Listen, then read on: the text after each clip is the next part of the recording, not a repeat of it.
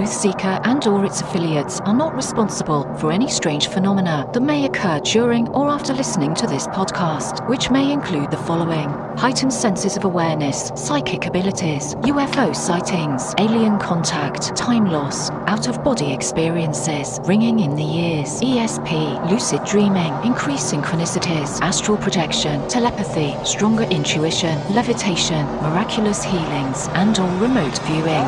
Please be advised to listen at your own discretion.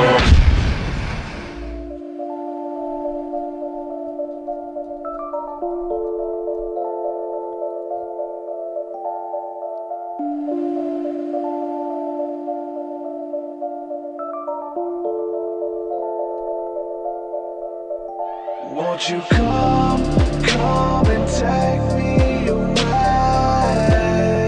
I just wanna be with you. Won't you come and take me away? To a place to walk on troubled seas, faith to stand when I don't believe. I just wanna be with you. Won't you come and take me away. I just wanna be with you. Won't you come? You are now locked into the TruthSeekah podcast. Gargoyles! Psychics! Everything's ungodly! Dark's at it! Streaming live at TruthSeekah.com. She's not a Christian! Give it up, y'all. Your portal to the paranormal, esoteric, and all things spiritual. She's tampering in dark's at it stuff! And now, your host, TruthSeekah. Yo, what up? You heard the man. I'm TruthSeekah. This is the TruthSeekah podcast. Excited and delighted to be with you guys again today. Got an awesome show planned for you all. I want to say a quick shout out, as always, to all the patrons, everybody supporting, man. You guys keep this thing going. There's value in this podcast that you guys are finding, and you guys are sharing it and supporting financially. Thank you guys from the bottom of my heart, each and every one of you guys. I think we're up to 71 patrons right now. That's crazy. It's blowing my mind. It really is. Thank you guys for all the support. I want to thank the latest patron that we have. It just signed up yesterday, Patrick O'Leary. Welcome to the fold, brethren. If you guys want to support my work and you want to see more podcasts and more music and see this channel grow, all that good stuff, head on over to patreon.com/TruthSeekah, and there you can sign up at any level of giving to support. You get extra podcasts, extra interviews, my full discography, which is 10 plus albums, all of my new music. Every time I get done with a song, it's going straight to Patreon before it comes out on an album. So there's been songs there that's probably been there almost a year now, that songs I've been done, and it hasn't been released to the general public until an album's ready. Well, the album is ready and it's available now. Doing the pre-order special and all that stuff. I'm giving away a big wall tapestry. Like, everybody who pre-orders the album will be in a drawing to get this cover art wall tapestry, being in a drawing for that. Also, every copy will be autographed. So I'm autographing all the copies.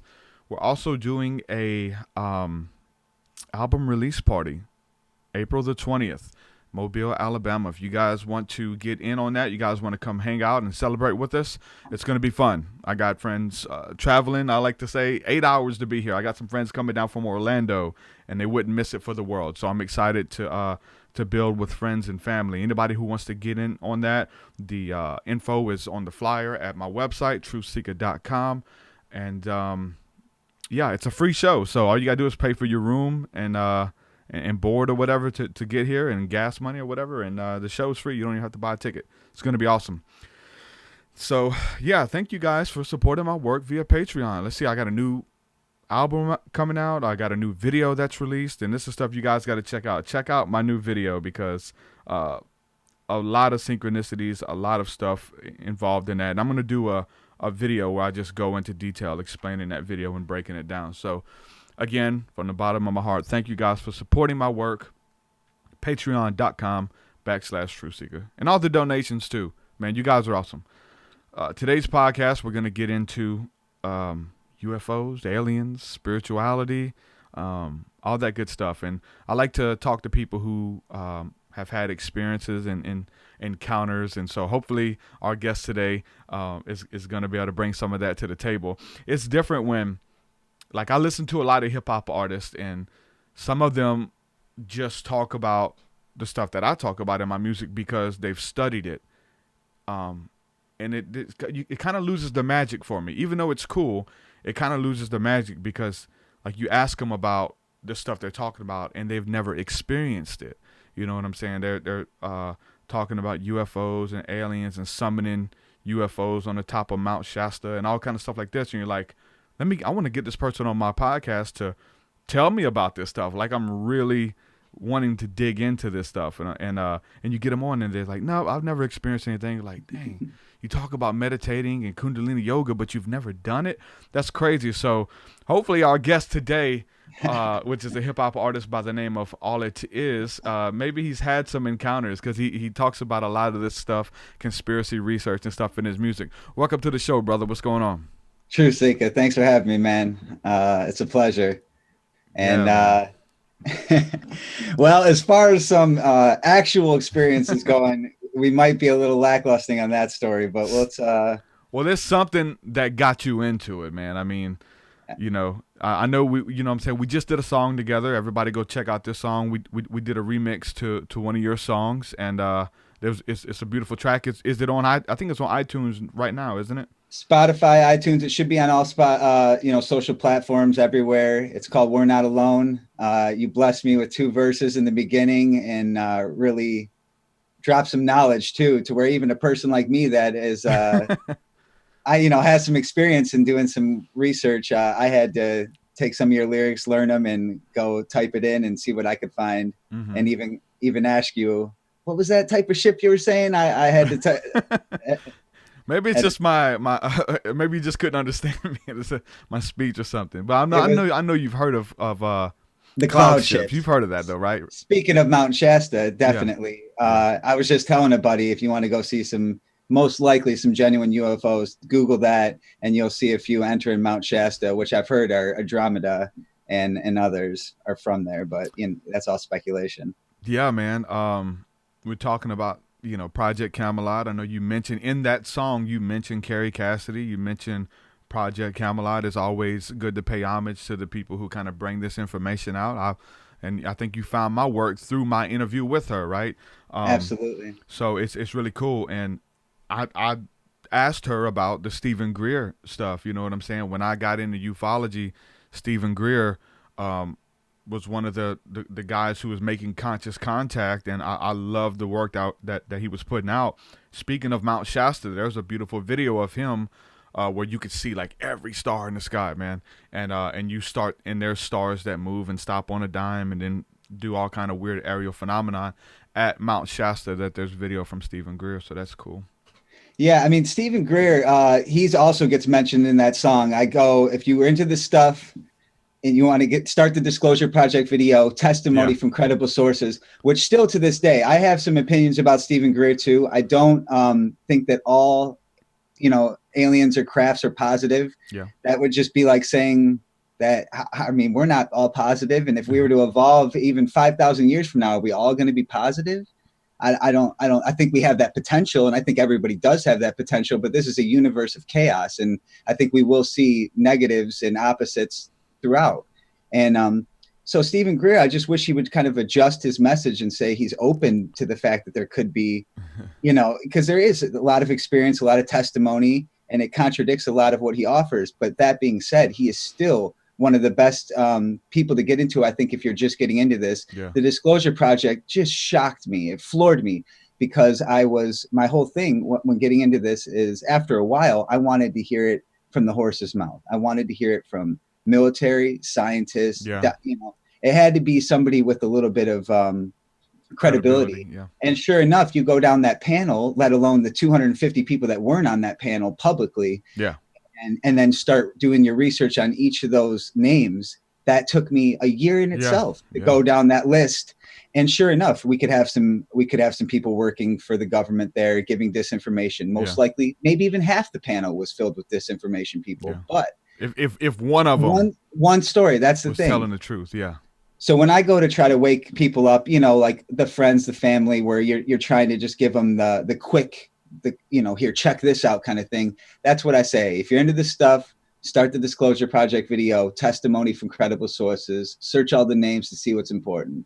And then we get into Project Camelot. And I think that's a level up from the Disclosure Project, because you do start getting more out of the specifics, more into spirituality, more into nefarious stuff, a dark agenda, where Greer kind of kept it even keel.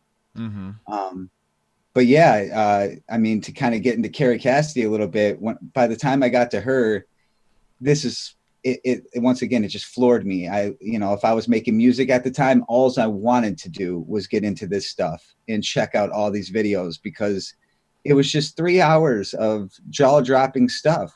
And then, you start watching these videos, and are these people lying? Okay, maybe he's lying. Oh, the next is maybe he's lying, or maybe this person's genuine. Maybe this person's genuine. You have hundreds of people to kind of do that truth seeking with, and to kind of use your discernment and weigh your options. But that's a real tricky thing we have in this community is, who is true? If you hold somebody as true, are you holding it true because of facts or because of faith or because of, it's tricky. And to hold a belief system in hands or to have it be changed can happen a lot. And the foundation of our belief systems often gets shooken up a lot if we're doing the right things, I think, in this truth-seeking search, to say that again.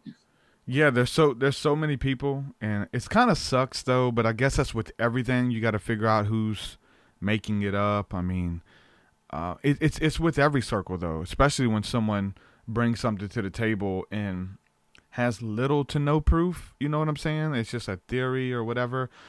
That's what I liked about Greer, is that they're going out doing the CE5 initiative, like going out under open skies, making contact, and ships are appearing, and people are getting in touch with spirituality and yoga and chanting and drum circles and stuff like that. And Greer and James Gilliland, they're kind of one and the same for me early on.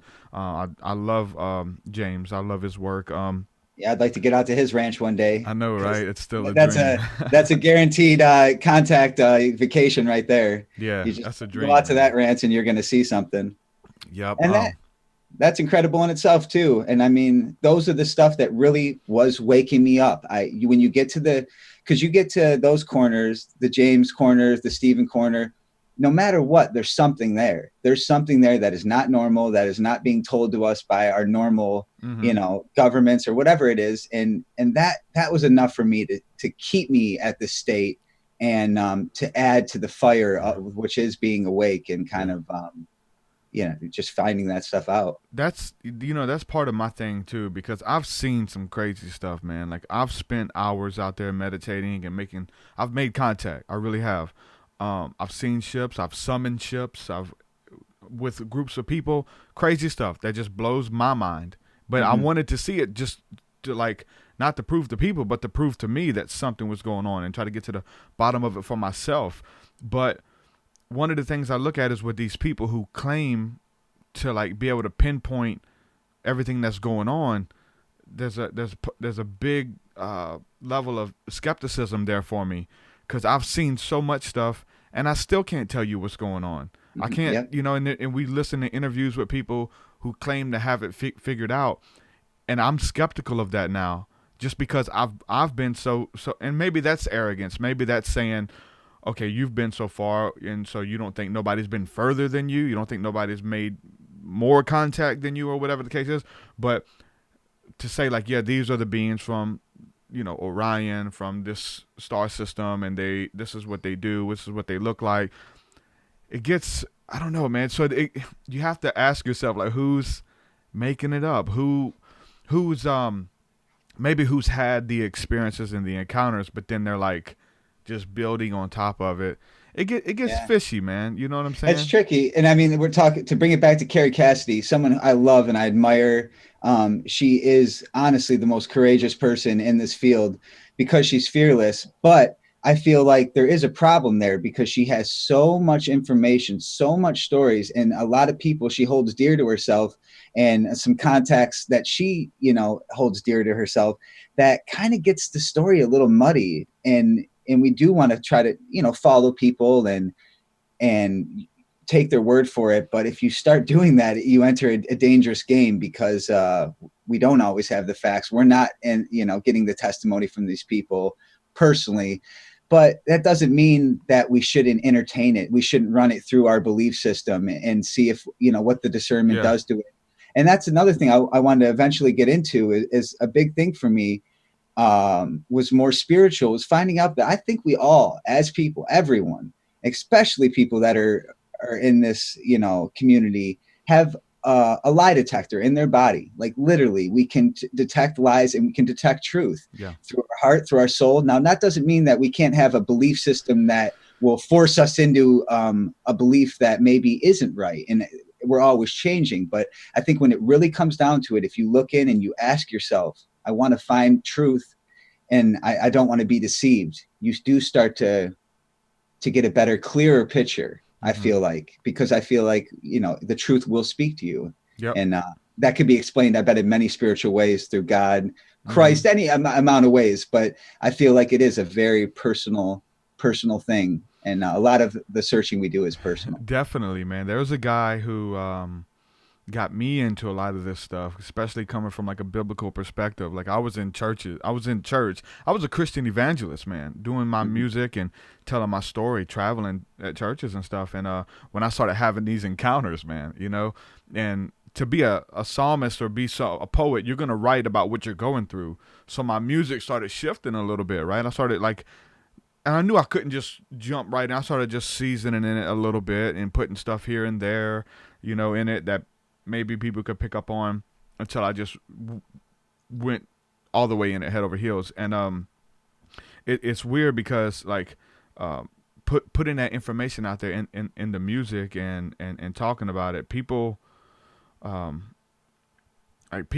don't, everybody has a preconceived notion, man. You know what I'm saying? And it scares people, especially talking about being abducted and stuff like that. Like some of those scary excuse me, cases that we've heard back in the day. And one thing I was going to ask you, because I've brought this up, I think I asked Carrie about it, I always ask James, everybody who I have on, we don't really hear the term abduction anymore. I don't really hear people coming out saying, look, I was abducted by aliens, they picked me up in the field, they did all kind of horrible experiments on me. A lot of the times, they still kind of seep through on coast to coast, but a lot of times you can totally tell that the stories, they're making it up as they go. What would you say about the whole abduction phenomenon? Because now we're hearing contactee, experiencer. Yeah. I enjoyed it. I'm the one I initiated contact. I've always had a fascination. The CE5 initiative, which is a big thing now. What would you say about abduction versus contactee now? Well, actually, kind of connected to that, a buddy of mine who's a pretty big skeptic, and a real big skeptic, and but is very interested in this stuff, sent me an article that basically said since the dawn of cell phones, sightings have gone down substantially, and this can be actually backed up through MUFON, even though that's not the greatest, and other sources, that we substantially have less sightings since cell phones have come in. And my answer was to him, well, I was like, if they want to be seen, they'll be seen. If they want to be cloaked, they'll be cloaked. It's no joke. We purposely, I think, got most of our sightings before that stuff and in wartime. But with the abductions and stuff like that, and I think when you had Carrie on, I was able to talk to her, and I was kind of trying to insinuate to her that could possibly it be that these abductions are maybe mostly not alien abductions and our government and she said my labs and stuff like that. I believe that, yeah. And I really do think that Greer does have a point. I think when you do evolve to a certain point, you will get more spiritual. You will get more peaceful. We're not going to be here we're not going to be pulling people out of their beds to do experiments on them 1,000 years from our personal perspective. I don't think, Yeah. So to me, even though I think that has happened, and I do kind of subscribe to I've heard that we've maybe accepted the abduction before in a previous life. I do believe in reincarnation. Well, we're talking about the government. Like there's there's a theory where like the government agrees to so many abductions and let them do their experiments with people for Right. technology for one thing, and then we're talking about the MyLab. You're talking about people who recall these abduction experiences, and they wake up on a ship or in a room wherever they are, and there's these little green men around them, and then there's a person in military garb standing in the corner watching everything. Yep, and we've heard that maybe even that's costumes for the aliens, and that could be set up for the Project Bluebeam, which is another thing that I'm very into, but kind of as like kind of like a hot topic, or you know, the Project Bluebeam. The whole thing kind of seems a little Hollywood, if you will. Like if we all of a sudden are having a fake alien invasion, we're in for it. And that would be truly exciting. But I've rapped about that, and I've bring that up when I'm talking to people about this stuff, that it is a scenario that I guarantee we have some holographic technology, some actual ships. And if we want to put on a show, we'll put on a show. And back to the abductions though, really quick. I think I would subscribe more to the fact that if we are being abducted by aliens, that it isn't as bad as we think it is. Not to say that there isn't bad races out there, but if our psyche is going to try to recall that and remember that, there's most likely we are going to, dampen that with some scared thoughts and stuff like that. Mm-hmm. But who knows? It's really tough to say. But witness testimony is one of the best things we can do. And you watch the witness, and does it speak to you? And a lot of times I think people are going to be confused about other stuff, but it's a really muddy territory. It is, you know, but it's with everything though, man. I mean, because there's and so this is in the Christian realm. Like there was this guy who so-called was playing his guitar, singing worship music to God, and was recording it, and he said angels began to sing with him. Like he could hear these angels singing these notes that he was playing, and he recorded it. And you go back and listen to it, and to me, someone who deals with music, you can tell like there's certain harmonizing effects that you can do. I see you got a bunch of keyboards behind you, so you may know this. There's certain like harmony engine and things like that you put on your vocal that will create all these harmony layers and delays, and it's real beautiful sounding. And when I hear it, I want to entertain the fact that maybe this did happen, maybe this dude did capture angel singing. There's been a lot of people claim to do that in the Christian realm, in the charismatic circles. But I can hear it. I'm like, man, that's a delay and a harmony engine. And but it got big. Like he was traveling to churches. They had him on the Christian talk shows, and they're playing it, and he's talking about it and stuff.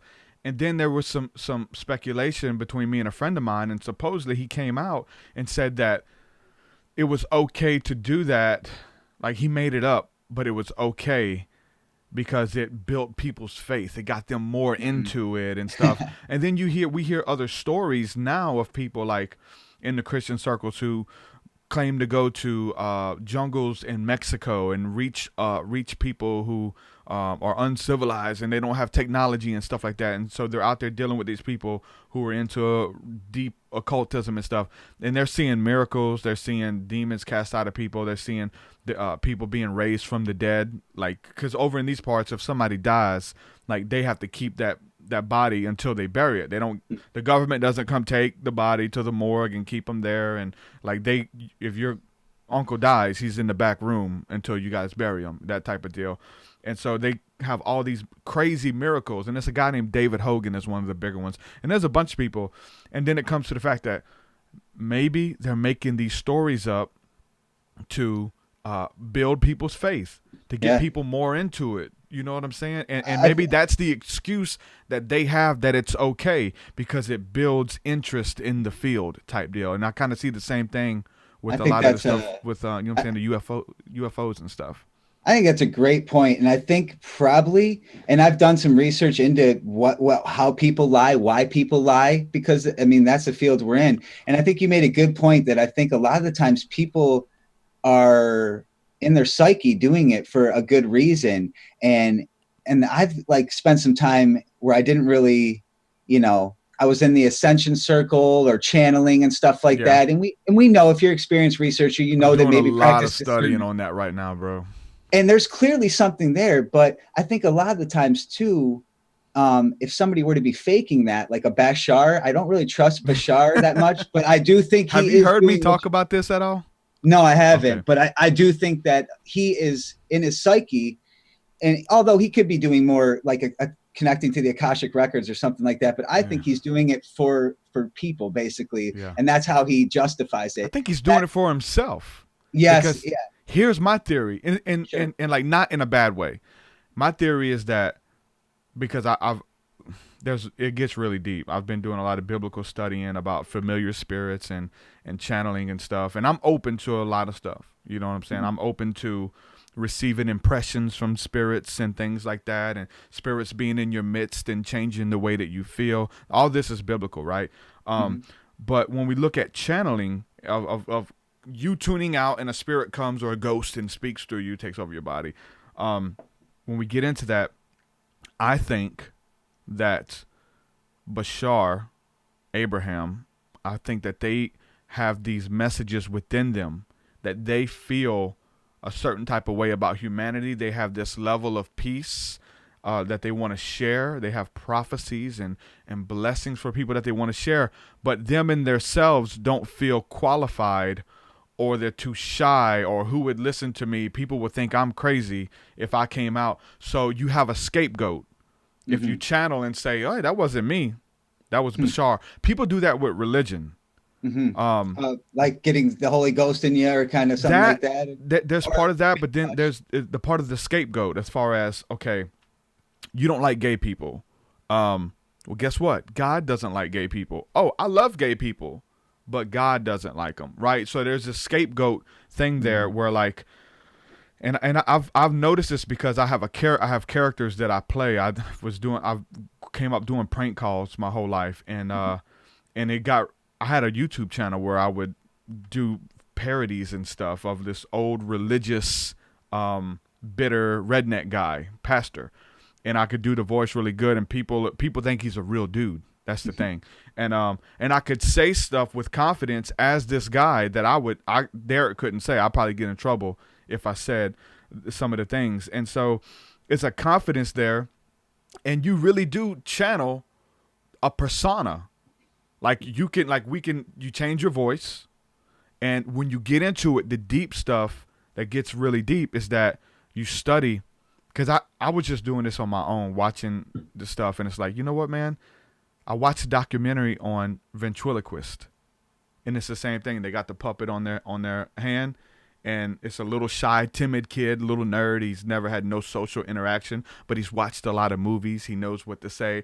And then a fine-looking woman walks in. He's like, hey, Toots. He can talk to her and say stuff that this shy, timid kid would never say.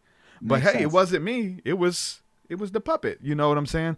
And so it's a scapegoat. You're able to say things and do things that you would never do. And then getting deeper into the ventriloquist, like I started doing the studying, it gets deeper because learning to channel familiar spirits, ventriloquist, that's what the word comes from. The word comes from channeling. Like they something coming through them. Yes, that's what the oracle of Delphi and the ancient Greeks who would do this stuff. They would channel spirits and let spirits speak through them. And the word for it was ventriloquist. They were called the ventriloquist. There was no puppet. They were the puppet that the spirit was speaking through. It gets really deep, man. I'm open to a lot of stuff. Yeah, but you have to use the discernment and be careful and know. Like I went on some, and I have a lot of people who support me. I went on a show where people channel, right? And I've told this to them. They kind of got upset with me, and I said, look, it ain't nothing personal. This is what I've been studying. I'm bringing it to the table. You're supposed to be confident enough in what you're doing where, you know, if this is truth, it's truth. But if it's not, then it shouldn't. I'm not accusing you. I'm just saying that this is a theory, you know. No, we were talking about David Wilcock earlier. I mean, he's tried it himself or done it, and he's tried to channel Ra. Are you familiar with the Ra session? Yeah. That was one of the crazier channeling for me, because I felt the information coming through her was definitely not at her caliber. She was talking about stuff that was way more, you know, way more intellectual and talking about the future and shit. And that really got me, the Ra sessions did. But also with that, I kind of started doing my own research. And from what I understand, and I know I mentioned a little bit earlier that I believe in reincarnation. I want to get into that in full later. But that I think that, say, if we were to die and we died a person that was a hoaxer, we're still a hoaxer in the next life. And if channeling is a way to kind of spiritually cross over, I think a hoaxer in one life can be a hoaxer in the next. And I think we also have people that are playing the same games they played when they're alive, when they're in their waiting process to reincarnate. Like a ghost, yeah. Because channeling to me is something that can be intercepted. A trickster, right? And I've heard that from other people, that be wary of the channeling because it can be intercepted, and then the message can be whatever they want it to be. But that being said, there's stuff coming out of these channelers that, in certain, truthfully, Bashar hasn't dropped my jaw with stuff he's saying. He's more kind of insinuating. The Ra sessions did do it for me. And are you familiar with the Allies of Humanity? No, not by name. No. Carrie Cassidy had this guy on. I can't think of his full name, but he's basically doing some channeling, but in a different way. He's saying that there's this race that's however many light years away that will not make contact with us because they don't make contact with people, but they are going to give us some guidance, and they're going to tell us about the troubles we have facing us in the future. And he's this real innocent, nice guy, and the stuff they're saying is it's not an agenda by any means, but it makes me think, for one, is he doing it just to help humanity himself? Two, is it intercepted and are somebody just playing a game? Or three, is it just BS? Well, these people could be, I don't want to say fooled. They could be, like Carolyn says here, that Daryl or Bashar says that he doesn't know if he's channeling, and he said that he doesn't know if he's channeling an entity or if it's his own subconscious or what. He doesn't really know what it is. I think that the mind is powerful. I believe that we can pick up on when we get into spiritism and things like that, and being influenced by spirits, impressions. I mean, the church is founded on that, speaking influence of the Holy Spirit is what's called prophecy or prophesying, is speaking with the utterance of in the power of the Holy Spirit, and it's not you speaking. Like, I've experienced that too. I've been on this podcast and I can feel the Holy Spirit be upon me, and I know that the words that I'm saying are influence, and it's moving something in the spirit realm. It's touching people, like I know, and when it's done, like I'm back. I don't zone out, but I know that when I'm speaking, it's for somebody. Like, it gets really deep, right? But there's many different layers to that. When we're dealing with the subconscious, man, I have to bring, I'm like you, I'm doing a research. I'm bringing it all to the table. And I've noticed, like, I've done similar stuff with the voice that I do. Am I channeling a deceased, old, bitter preacher? Because, like, people think it's real. I'm able to say stuff. It's hilarious. It's very funny. It's a weird thing, man. And we have to consider everything. I'm not saying anything for a fact. All of it could be in our heads. The Holy Spirit, channeling the Holy Spirit, that could be in your head. That could be just your higher self and you connecting with all that is good, or the parts that are good with you. We could do the same thing with all the negative stuff. But it's the scapegoat thing. There's things maybe now that I want to say about people, but I don't. I'm trying to keep peace. I'm trying to do this. I'm trying to do that. But I can't, and I won't say the way I feel about certain people. Some people I want to cuss out. You know what I'm saying? I know they're faking. I know they're making it up. But I think one thing you said, though, that was really important to me that just resonated was just that even something you hold dear, you just said you don't know for sure. And that is a huge thing. And I think definitely you know that, too, because you talk with more religious, faithful people. And stay in those circles. But that's so important, to have something that you hold dear, a belief system, if you will, and be able to say, but I'm not sure. Because when it comes down to it, I have a pretty good, sturdy belief system. Yeah. But when it comes down to it, I don't know that we're not some computer program, or this isn't the and nobody does. Exactly. And once we do kind of have our belief system and tie it down tight, we got to watch out. And I'll hopefully get into it a little bit later. And I kind of am at that point right now where I have a couple things where I'm holding tight to, and I really feel like they're the truth. And I'll get into that in a little bit. Mm-hmm. I wanted to segue a little bit into just the religious aspect of it, because I know that that's a big topic for you and some of your guests. Yeah. And I've seen a couple of your guests on your podcast talk about how they grew up in the church. And I was baptized Catholic and spent every Sunday in Bible study Wednesdays in a Christian church. And like a lot of your guests, I remember being in this church and kind of feeling like things are being said and are not exactly right to that innocent child, you know, at 5 years old, asking your parents, like, so we're the right one and they're the wrong one, or we're potentially going to heaven and they're potentially going to hell. And not potentially, definitely exactly, going to hell. Exactly. Yeah. And I think that's important too. And I have a 5-year-old daughter right now too. It's just that innocence. Yeah. We are so close to the truth then. Talk about how I was talking about, we have that truth lie detector in us. Yeah. That's it. And we have it as a child too. And that innocence, that pureness will tell you the truth. So I went to church all my life up until like 16 years of age, just confused by the whole thing. Uh-oh. You there, bro? I watched the documentary Zeitgeist, and Zeitgeist, who Jordan Maxwell kind of played a side part in, and all of a sudden I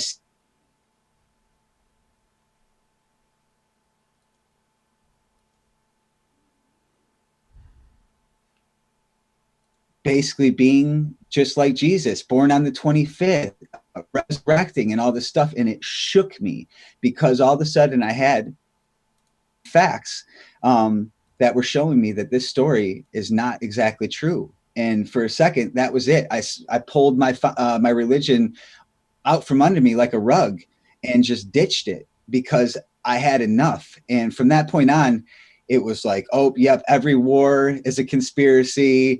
All religions are a conspiracy. And I kind of just left it at that. But I also realized that I wasn't doing any real research. I was just watching somebody's research and then saying, oh, well, there's a predicament. And, not only recently am I reading some of the works of Manly P. Hall, where he's specifically telling you about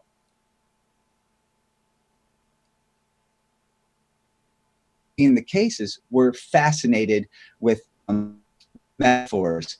And when the old initiated ones would find out the truth, it was more simpler than they thought it was. So I say something like, you're the God, or you're the anointed one, or whatever. And now how are we going to tell the people? Oh, we're not going to tell the people. We're going to make a parable. We're going to make a metaphor. Mm-hmm. We're going to steal a little bit from this philosophy or theology. And because the people are too illiterate to get to the truth. They don't have enough patience to get to the truth. And I think that's kind of where we have a bunch of religion. But to kind of get back into it, how I kind of ditched my Jesus and the whole religion, and then how it came back in segments was very interesting to me. And I'll talk a little bit about that too. Is when I moved forward, I kind of got in, I'm just kind of looking at a note I had here, because in my earlier music, I was mentioning God in my lyrics and talking about heaven and hell and praying every night, saying, dear God, this, dear God, that. And a lot of times even making promises. And I got sober about 12 years ago off alcohol and hardcore drugs. And, God played a big part in that for me. And I still to this day don't drink and do any hardcore drugs or nothing like that. But I made a sort of a promise or an agreement kind of to my belief system. It said, if I can stay away from this stuff, I can pretty much make my music a success. And I know now that there's not a gamble, you don't ask people for something. That's more like selling your soul, but here I am praying to God for my success and stuff like that. And stuff has truly changed since then. I have such faith and I believe in God, but I think God actually, I don't call it God anymore. I call it creation. I think God is actually an extraterrestrial. That is a name for an alien that has substantial wisdom. And I'll get into that later of where where that name came from and how it pretty much turned into a conspiracy. And that I still believe in God and I still believe in Jesus, even though I also think that there's a conspiracy there too, and that that's not his actual name, and that he wasn't actually the anointed one. He was the bringer of knowledge. And I'll get into that a little bit later. But yeah, there's a lot of people who believe that Jesus became the Christ. Like there's that theory that it could have been other people, and then it happens to other people. They live their life a certain type of way, then they become the Christ or someone that God wants to use, whether it's dealing with the prophets or Jesus himself. Going back to the innocence of childhood, I want to touch on that because I had a kind of a awakening with that, with when my daughter was young, like maybe 5, 6 years old. We're taught in the church that they have to say a prayer and invite Jesus into their life to be saved and things. And so I was still in that. That's been some years ago now. I would try to do that to her. I would try to like explain Jesus to her and you know, and tell her that she needs to be saved and ask Jesus into her heart. But she would look at me like I was crazy. She's like, I already love Jesus. Like, Jesus is already in my heart. What are you talking about? Yeah. And it leave me dumbfounded. Like, I'm supposed to convince her that no, he's not in your heart. Like, hold on. Like, out of the mouth of babes. You know, the scripture talks about if we want to get close to God, we want to walk in the kingdom of heaven, we have to be like the little children. We have to learn from these children. She's like, I'm already there. You know what I'm saying? And now the world is convincing them otherwise, or Christians or media. It's like, no, you're fallen. You're dirty. You're this, you're that. It's like, no, that was a big thing for me. It's like, man, how do I do that? Am I failing? Or am I doing it right? If she dies, will she go to hell? Like all of these different dogmas and stuff that kind of come into play from that perspective. And I don't agree with that anymore. You know what I'm saying? I learned a lot from that. And I learned a lot from even looking up what hell is. You know what I'm saying? And we've had pastors on the show who have another biblical look, not just their own opinion, but a biblical look on hell. And like, even as far as the Bible's concerned, that it's not even real. I don't believe in it. No, exactly. I think it's just another metaphor. And like I said, if we live in hell in this life, we will live in hell in the next life. We're not any better when we leave this life. We're the same person, and we're here to grow, and we're going to continue to grow. Like I said, I believe in reincarnation. I think we're here for millions and millions of lives. And when we talk about ascension and stuff like that, it's another thing that, you know, I kind of got caught up in for a little bit, was the ascension, the channeling thing. Yeah. And it's a candy coated story, because I don't think we're going to ascend in the next, you know, year or so, or in this lifetime. That is a metaphor for something that's going to take millions of lifetimes to do, to get to a new spiritual level where we'll leave our body form and be teachers in the spirit form. And I think there is that spirit form out there that does teach and has provided us with prophecies and prophets. And that when we get into that, we're not talking about God. We're talking to branches of creation. We have a chance to ascend to a Christ-like form, but we're talking millions of years, millions of lifetimes. And it's kind of my grand finale of where I get a lot of this wisdom from. But another person I wanted to bring it back into was Neville Goddard. I don't know if you're familiar with Neville Goddard. No. This man did a huge thing for me, because when I was kind of absent from the Bible, and I've read the Bible, the New Testament more than once, the Old Testament at least once, and this Neville Goddard guy, what he basically does is breaks down the esotericness of the Bible and shows that anytime we're talking about certain things, we're talking about Christ within, and that God is just creativity, that you as a person, if you think of something, you can create whatever you want. And I truly believe that. So Neville Goddard was one of the first people to bring up a thing he called it the law of assumption, not the law of attraction. This is the law of assumption. If you assume something, it will happen. And he goes over and over and over again and lecture with numerous people he's taught this skill to, that he says that basically anything you want, you can have. You just have to assume it. And I find a lot of truth in that, because that's happened in my life. Anything I've obsessed over or just know I needed, for better or worse, I've got it. Anytime I prayed to God, dear God, even though that I think that God was not, you know, it doesn't matter. It's a form of it. Yeah, it's totally a form of it. we get what we want. We are creators, and we do have a portion, a piece, the smallest portion of what I call creation, what we call God. And I think we can have whatever we want. And you talked about earlier, like, what experiences have I had, like, with UFOs or anything like that?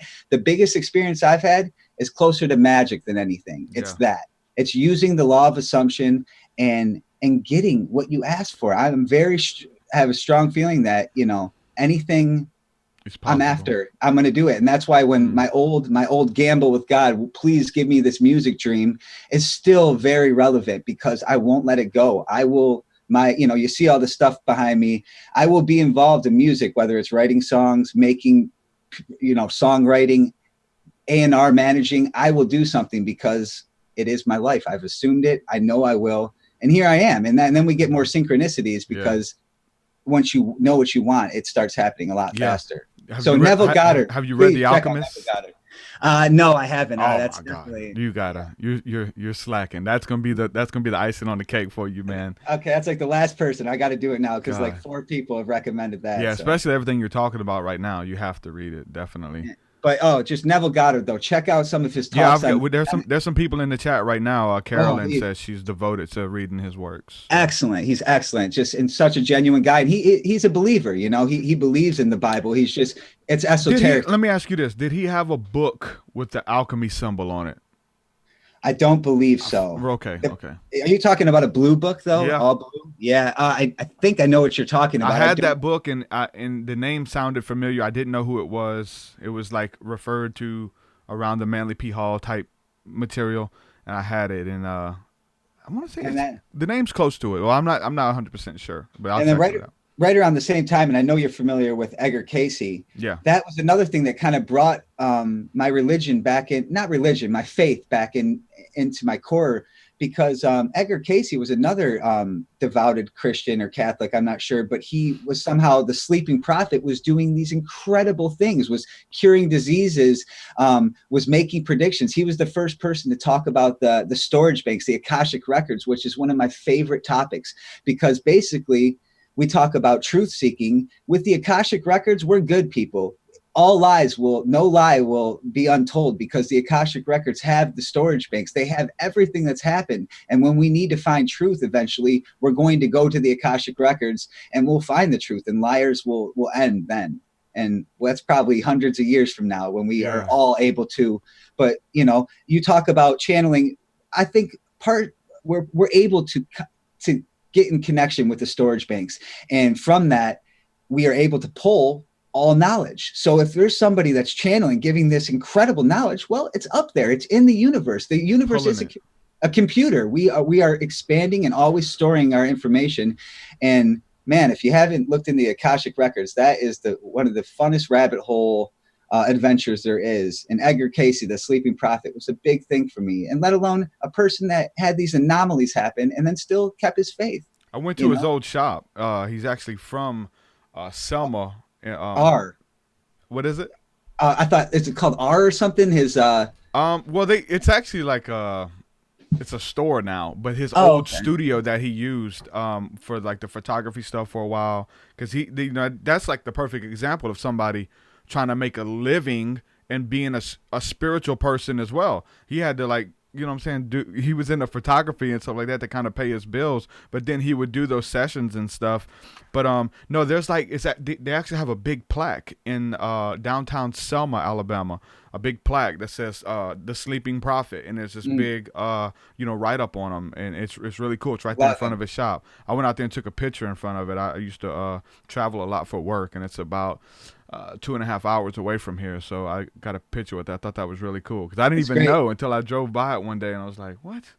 He also talked about Atlantis and stuff like that, which is really awesome, because if you get into the Atlantis story, then it's really good, because you're going 20,000 years back, and wow, take the spirituality from that time, and it's very interesting. One thing he talked about with the UFO thing that stands out to me, he talks about the Battle of Armageddon, and he says the Battle of Armageddon will be fought in outer space. Like this Yep. spiritual war for the end of the world and the ruling of humanity or whatever. It's going to be fought in outer space. That's something that he brought to the table too, which was really cool. And I do like the fact that he was a Christian. He was a believer, and he had his Bible with him when he was doing that. That's really cool, man. You know, he was into that. That's definitely, and that was, and that to me was important too, because it kind of let me know you can see some shaking stuff that'll really pull some stuff out from under you. Like if you're not careful, it's really easy to find out that Jesus is just based off of some other people, and then you can just sell his story short and count them out. But the Jesus story is incredible, and even the fact of the controversy and conspiracy around it is incredible. But clearly, there was we have prophets in our lifetime, and I feel like Jesus was just one of them. I feel like as we continue our life and it's going on, we're always going to have bringers of knowledge that come in here, because we all have missions. I feel like we have an individual mission ourselves. Prophets have missions too, and they're going to keep coming. Yeah, there's I mean, I agree with you. Obviously, I am a Christian. I have faith in Christ, and I believe he was a prophet. I believe there's many awesome prophets. I believe that the stuff that Jesus taught that we can apply to our life, and everything you're talking about, man, as far as like expecting stuff and assuming it and thinking about it, as a man thinketh in his heart, so shall he be. You can have you can have whatsoever you ask for in prayer. For better or worse. It's not the part of begging God for it or asking God for it. It's the act of you speaking it out and declaring it as the oracles of God. And that's what's so cool about the spoken word in general. And it talks about, like, when it talks about being saved in Romans, this is really cool because there's a formula here for me.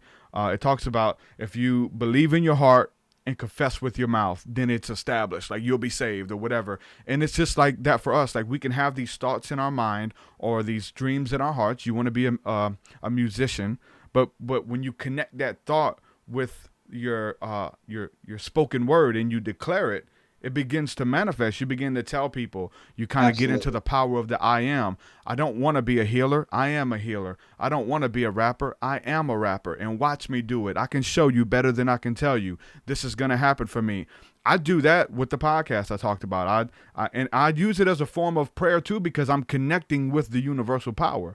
I'm connecting with this creative life force, this pranayama, the Holy Spirit, which permeates through all life. We're connected. So when I pray, I connect with the energy. I connect with God, as we call it, or Jesus or whatnot. And it's beautiful. Something's watching over us, man. Like something, and that's what's cool about the whole alien thing, and it ties into this. We're talking about aliens being, I believe they're angels. I believe they're spoken of in the scriptures and traveling back and forth from heaven to earth, people fasting, people making contact with angels that are traveling and meeting them and telling them things about their life past. Like I've had experiences like that, and that's why these guys, like I can come as a Christian to the Disclosure Project and listen to these and like have biblical references for it all, because that's just how my mind works. I can go back and have chapters and okay, well, that reminds me of this.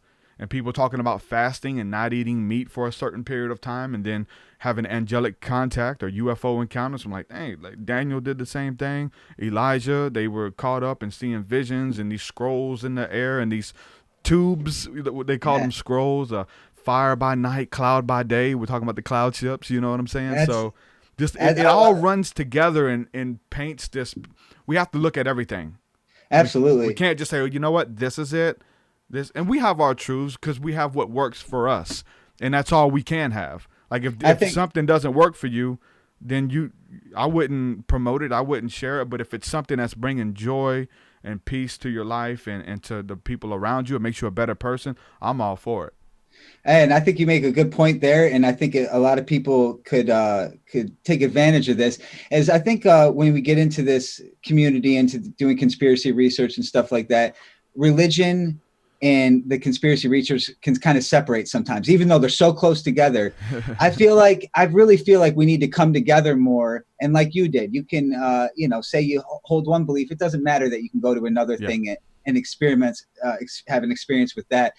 But one thing about the Christians out there, because they are really adamant about their beliefs and they have a belief system in play, that they do the best research. They do some of the best research online. The flat earthers, the Christian flat earthers are off the chain, man. The Illuminati, all that stuff. They really, because they're passionate. But Yeah. I think that we always have to be challenging our belief system. I'll say this. So there's, like, I'll come out of that, of debating scripture and doctrine and what's right. No, the Bible says this. No, the Bible says that. Like, I come out of that. So I try to stay far away from it. But I've experienced that going on these other shows. I've experienced that with Carrie Cassidy. I've experienced her asking my story and then cutting me off. No. This is it. I'm like, you have me on as a guest to tell my story. Now you're cutting me off doing this because you have an agenda. You have something that you're trying to push. And I've experienced that from the church people. Like when you sit down and you debate doctrine or about the Trinity, about who Jesus was, about Christmas. And nope, Christmas is pagan. It's not of God. And they'll cut you off. And as a matter of fact, and I try not to do that, even though we have difference of opinions and stuff. I let the guest speak or whatever, and I may try to kind of give my opinion at the end or whatever, but I don't try to debate people or get uncomfortable or something like that. But it's that same matter of fact, but you got to look at it like they base their life work upon this. Yeah, and Christians, not only their life but their eternity. They base their eternal salvation on I have to be right. Oh, you're telling me I'm wrong? I've given not only my life, that's one thing, but your eternal salvation, and you're telling me that I'm wrong. You know what I'm saying? That's where it gets into this fight or flight, and no, you know what? You're stupid. I'm done with you. Don't listen to this guy. That kind of stuff. I read this book one time because that was kind of one of the things I wanted to prove wrong about religion, that it wasn't inerrancy, or it was inerrancy, that anybody that thought the Bible was inerrant was wrong. Yeah. I wanted to find that out. So I read this book called Misquoting Jesus with the hope that this was going to end it all. And what ended up happening, it was a great book. If you check it out, Misquoting Jesus, this guy's a scholar, lived his whole life studying the Bible nonstop, pretty much grew up thinking the Bible was inerrant, and then went and learned 5 different languages and studied the Bible, and was able to prove that in fact it was in error, and there was a lot of error, but it was not necessarily not true. That the man Jesus is very, very documented, and as far as like we have older philosophers than Jesus that have more documentation, or we don't consider Socrates not to be true. So, but like there's so much documentation of these stories, and that's how we used to pass on stories, was witness testimony and oral tradition. The scribes most definitely did change words by mistake. I found out one thing was very interesting, that the word virgin didn't exist in the Bible back in the day. That meant young woman, simply meant young woman. Yep. So that's a huge thing to be like, she might not have been a virgin. Yikes. I don't think she was, man. I don't think so either. And like I said, I got my grand finale of where I'll bring Jesus back one more time. But I wanted to get into one other thing. I mentioned that book. Another guest you had on a while ago, I wanted to make sure I mentioned, rest in peace, J.C. Johnson, man. That just happened not too long ago, and I saw that on your show. That was one of my favorite stories he told about the cryptozoology, because he had a theory that everything was basically coming from under us, the caverns, the caves, and everything we think is coming from outer space. Hole in the earth. What if they were just telling us they're millions of miles away or light years away, when they're really right under us, because they just don't want to be bothered because they've been there for thousands of years. And that just really, I can never count that out, Or he had an account where all these people that have been abducted or seen hags or trolls or any of these things all smell sulfur, and that you go into these caves, you leave these caves, sometimes spelunkers or whatever, they smell like sulfur. And it's just, there's so many good theories out there to where, wow, maybe it's not even out there, it's right here. Well, we look at those other planets, we see, like, I think it's Mars or whatever, that has all the holes in it. Like, there's all these holes and stuff, man, and these craters and stuff. So it's like, maybe there's not life on the outside of the planet. Maybe it's a shell and they're inside the planet. And the same thing with Earth, There's so much stuff. I mean, even if, we're like digging up civilizations. Like still now we're finding civilizations that are under the dirt that existed, but now they're underground and all The kind of giants, caves. the Nephilim, quite possibly, maybe. Dude, there's stuff even just a couple thousand years ago where the Christians like created underground cities to hide from persecution. Yep. And there's a bunch of stuff in Greece, and there's one I'm not sure what country it is, but it's like the psychedelic cult. I don't know if you've seen it, and they had like all of these beautiful paintings and murals. It looks like an Alex Gray exhibit, but underground, and they just found it. And it's and there's the people there are keeping it secretive. It's beautiful. It's underground. It's crazy. There's beings and angels and just the most elegant, eloquent art and things. And so there's so much stuff going on underground. So who's to say that that's not happening? And we see UFOs going into mountains. We see the underwater UFOs, people on ships claiming to see UFOs come out of the water, and I've heard stories of people seeing them under ships and boats and things like that in the ocean. So something's definitely going on under our feet. Yeah. I'll do a quick segue from that. When I got into David Icke for a little bit, of course, the reptilians are like, you can't avoid that. And sure enough, that really made an effect on me. Like, what is this thing? And so I ended up actually writing a song about the Lacerda files. I'm not sure if you've ever heard of the Lacerda files. It's a supposed documentation of a person that was, roaming around that ran into a reptilian, and this reptilian gave them their story. And I wrote a song about that. It's called Down, Down, Down. And that was one of the first songs I actually went in and dove into a conspiracy topic. And I had a great time doing it and realized, wow, I like doing this. I like picking a topic and actually writing a song about it. Although the reptilian agenda and all that, I've kind of moved away from a little bit. I think we kind of hold it a little bit too strongly, and I feel like it is getting saturated and stuff like that. But and he's kind of deviating from it a little bit too. A little bit, yeah. And he has so much knowledge and so much stuff that I think he kind of pigeonholes himself too, like Carrie does a little bit. You've got so much information, and you do end up having some belief systems in play. You know what the weird thing is like, he can talk to us about it. We're like, yeah, tell me more. Yeah. Like, yeah, I'm into it. But if you watch his interview on the show, what is it? Religulous, I think it was called. Did you see that? No, with, but I know Bill Maher. With Bill Maher. Actually, I did see that. Yeah. Yeah. That, and then there's that clip online and stuff. But that he makes it. He never does good publicly. Yeah, he doesn't do good with people who actually. No, that aren't into it. Yeah. Or people who aren't into it and don't believe in it. Vice interviewed him, and he pretty much didn't do a good job on Vice either. I mean, it's kind of one of those things where if we only talk about reptilian agenda, these hot topics of the conspiracy stuff, we might push people away rather than kind of get them to come in there.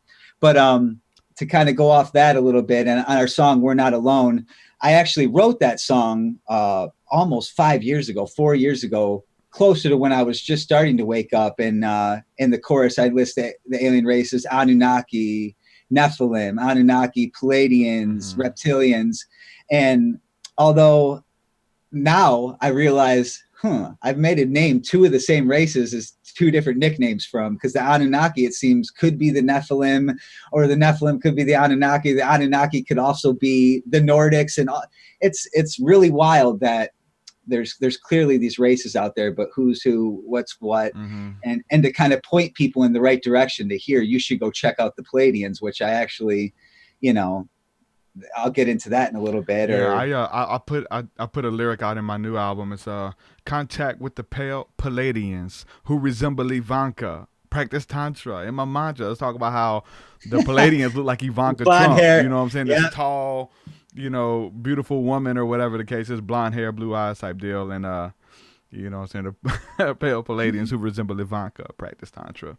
And my mantra is banish monsters. Glory to the Father. Yeah, that's on my new project. But and it's not about being 100% right. And we talked about Corey Good before we went live, and wondering if he's been blacklisted from some places. We talked about me being having my account shut down on Project Avalon, which came blasphemy.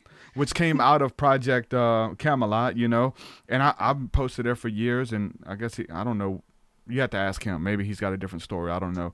But I'd like to get you back on there, man. I know. I love those people, man. It's insane. It's a huge forum. It's a huge. It's a community. family. It really is. Dude, I felt awesome, man. To getting like all those people commenting on my stuff and reaching out to me, and I mean, where else are we supposed to go? You know what I'm saying? Like, what the heck?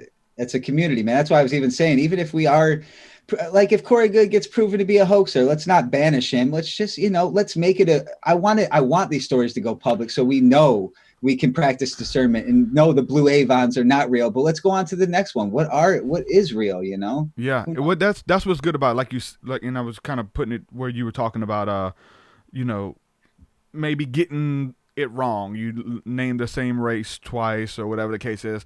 And I don't think it's about getting it down to the T. I think it's about sparking creativity and wonder and getting those people out there to get into the work and get into the field and look those terms up and let them make those assumptions on their own. They're like, wow, okay, who are the Palladians? There's people listening to this right now have no idea what the hell a Palladian is. And this is early stuff that for you, Sure. You've been hearing about this and researching it for years. So it's about putting that stuff in the music and in the interviews and stuff and like piquing people's interest to let them do the work for themselves. And then once they've done the work, they can come back and listen and be like, and learn more, and we talked about the LCLB, the Lost Children of Babylon, before we went live too. And how like when I was just coming into this stuff, I was listening to their music. I didn't understand the majority of it. Okay, and then I would be reading Manly P. Hall, and I'm like, damn, that's what they're talking about. Yeah. Wow. And they're talking about like the initiation of the pyramid. Then I'll read about the initiation of the Great Pyramid in Manly P. Hall's book, The Secret Teaching of All Ages. And I'm reading that right now. It's beautiful how things just kind of come together, and people experience that through our work too. Yeah. They're like, man, TruthSeekah, you said this, and then I was watching a movie, and now I know what you're talking about. Like that concept was in this movie, and then it's in the Bible here, and this type of stuff. So it's just creativity. You're talking about God is creativity. I believe it, man. God is a creator, and if we're made in the image of the creator and the likeness, we're to create too. And us creating, hopefully good stuff, that's what we're trying to encourage people to bring something beautiful to the table versus creating deception and destruction and things like that in a negative way. But when you create something beautiful, man, I think you're honoring God. I think you're worshiping God to the highest extent, because we're Absolutely. made in that image and likeness. I believe that, man. Well, that makes a lot of sense right there too. It's just I think we're all at different walks of life, and I'll get into this. Another person I already mentioned, Edgar Cayce, believed in reincarnation, but I think that we're all here to learn lessons. And if somebody here is just at a bad walk of life or not as evolved as the rest of us, that is where they're at. And I feel like that's where a lot of respect is going to come in, a lot of love. It's just when we realize that we're not all on the same level. There's a reason some of us are more intelligent in certain aspects. It's that we're at different walks of life, and we all have a chance, and not any of us are really wrong. This whole right and wrong thing, I think you could live a whole life completely wrong, and maybe the consequences wouldn't be as bad as we imagine. It's just living, and we have to learn these lessons. But to talk more about reincarnation, why that's a really big thing to me, and how that I keep on cross-referencing that, it keeps on coming up, and it really holds true to me. But one of the things with "We're Not Alone," to kind of go off that, the original cover for that is a poster a picture that Billy Meyer took, who's pretty popular as far as UFO contacts. Now, he's pretty popular as a hoaxer for the most part, because it's pretty easy to see that those girls that he had, like that were like entertainers and stuff. He said that they were the Palladians. And well, actually, that he spoke on that too, and he's actually had that girl that was in that photo talk to him, and they explains why that picture was falsified, and that he's up against it himself. But that picture was a photo taken by Billy Meyer. It was actually on the original X-Files poster. I want to believe was the Billy Meyer photo. Yeah. So I spent the longest time avoiding his case because Carolyn, I see your comment. She says she thinks he was a dancer. Yeah. Yes, and she was, and she just recently, like within the last 4 months, was at Billy Meyer's ranch and talked to him, and he explains right to her I why. thought Billy Meyer he's No, dead. he's alive. He's Really? alive and well, man. He's alive and What the well. heck? I thought he'd been passed. No, he lives in Crazy. Switzerland. He still has contact to this day, which I'm going to get into more. Yeah. So I got into Billy Meyer's case, and I started reading his contact notes, because he has up to 600 plus contact notes with the Plejaren, not the Pleiadians. The Pleiadians, they made that name for a certain reason, but it's called the Plejaren is what they are. And I started reading the contact notes, and quickly I just started realizing I'm reading the best story I've ever read in my life, period. Period. The best story ever. Now, I read it the whole way thinking, okay, this is a hoax. This guy's a hoaxer. I was the other way around. Incredible. This is incredible that he is lying about all this. And not until about the end of the 200th contact or something, or before that, I realized this man is not lying. And he has evidence, substantial amount of evidence to prove that he is telling the truth. He has the most photos ever taken of craft. He has group witnesses that have witnessed multiple crafts with him. He has metal samples that have been given, that have been tested by multiple scientists that cannot be proven to be from here. He has sound and film testimony. He has multiple prophecies and predictions that have came true. He predicted the internet. He predicted 9/11. It goes on and on and on. And basically, I've sent some of my biggest skeptics, my friends over there that, one of my buddies that's a doctor who is really well versed in doing good research and stuff like that. I was like, go prove Billy Meyer's case wrong. Go do it. Go prove it wrong. And you can't.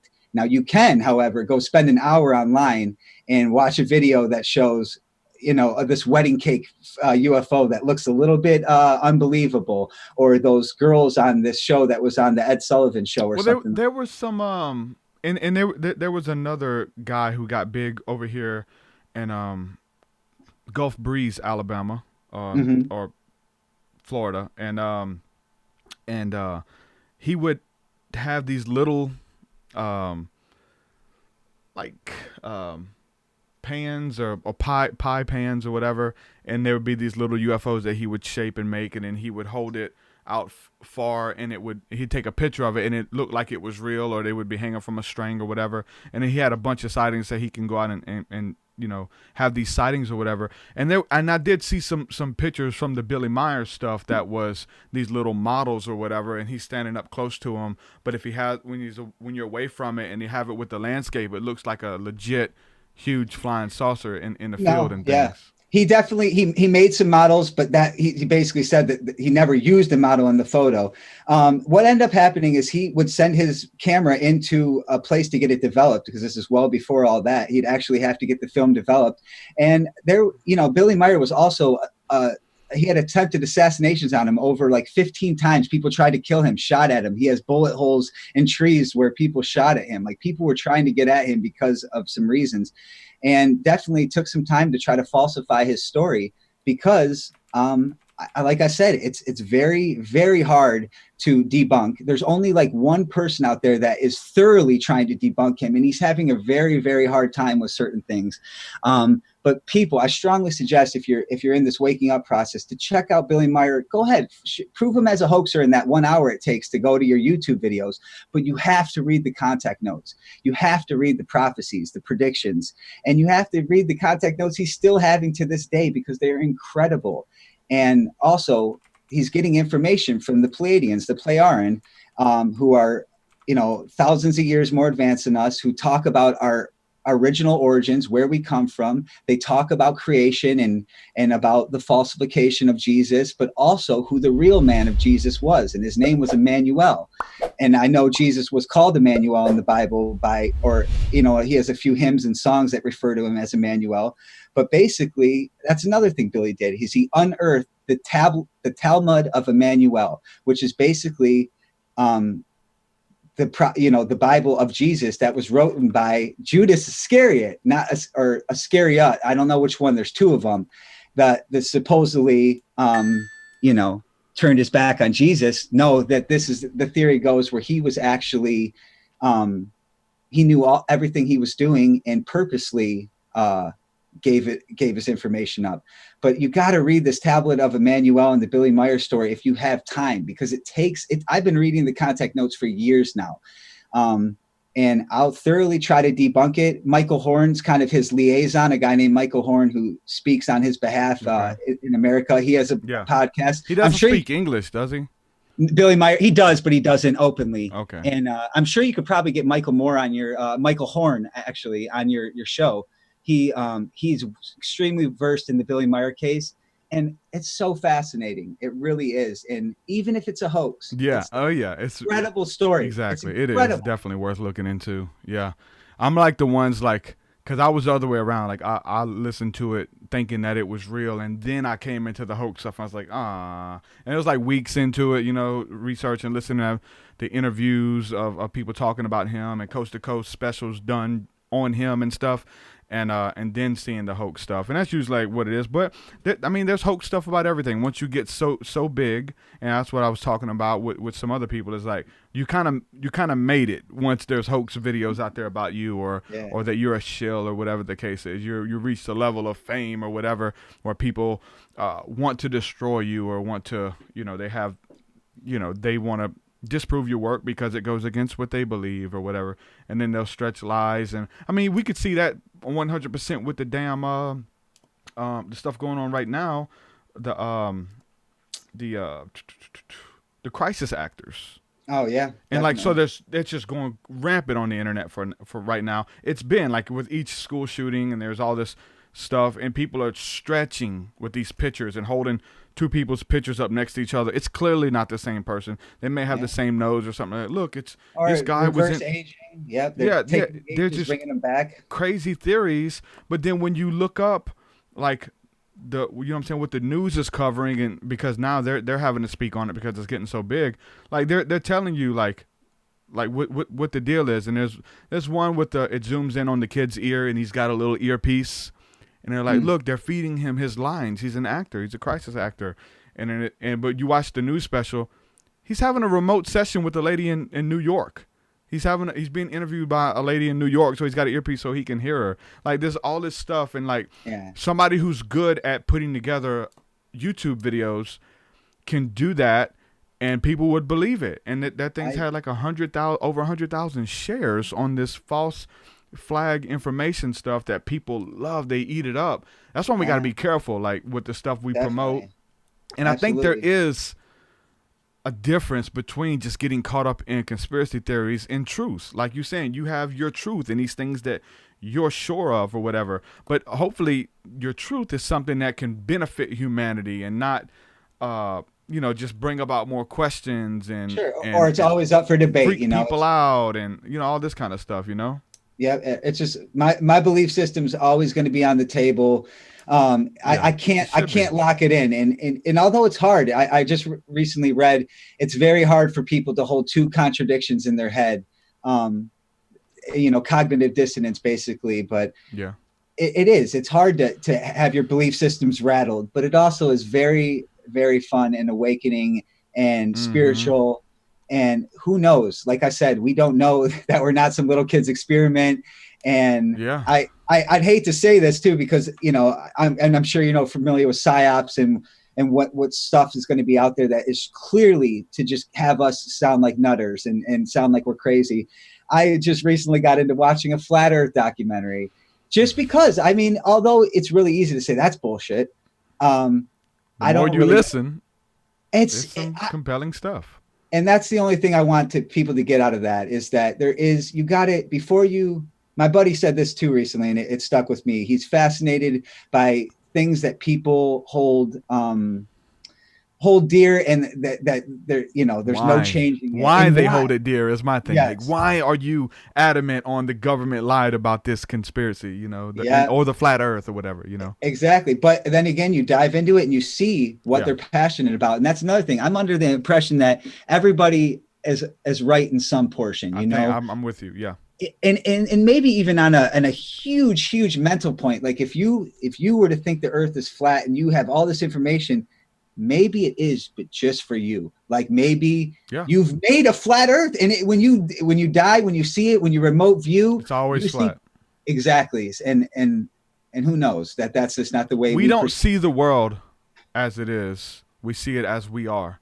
Like we like project it out, and we see it the way that we are. And I mean, that's the number one thing with religion.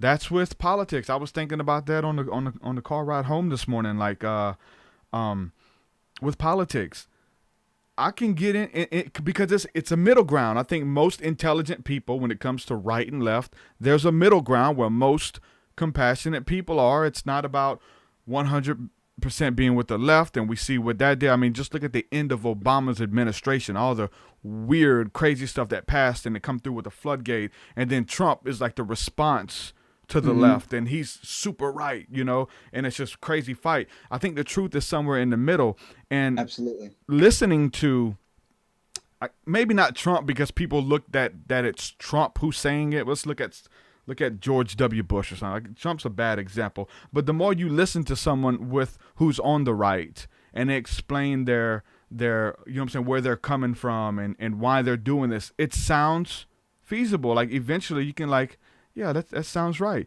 The more you listen to the right or the left or whatever, the opposite side, you're like, yeah, man, these guys are making a lot of sense. I see what they're doing.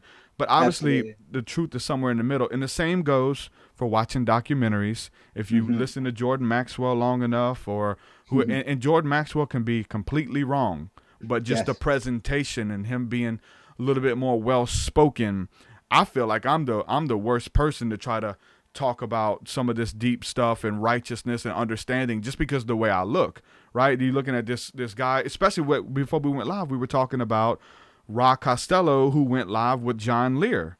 And John Lear's got this guy who's got tattoos and piercing, looks a lot like me, you know what I'm saying? And he had an interview, and he like belittled this guy by the way, you young punk.